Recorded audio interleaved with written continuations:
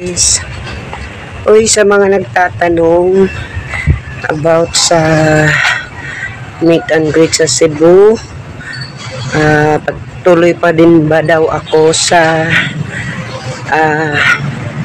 pag-organize? Tuloy pa din.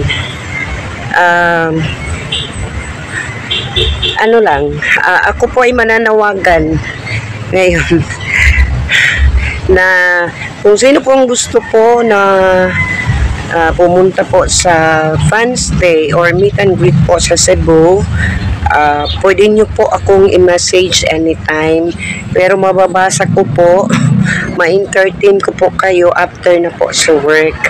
Okay?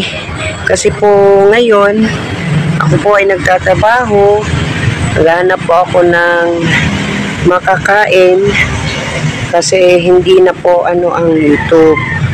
But then again, ang suporta po natin kay Bunso at yung meet and greet po sa Cebu is tuloy-tuloy pa din. Anyway, nandyan naman si Ma'am Luz Jonas at saka si Ma'am Lenny, okay, to assist you.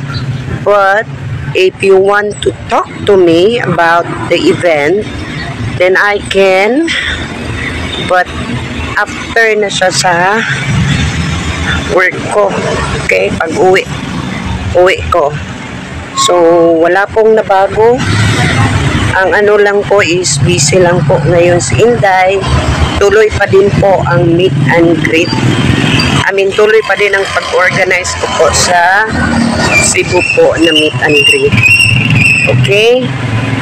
Kakararuhin ko lang po. Ako po isasakay na po ng tricycle.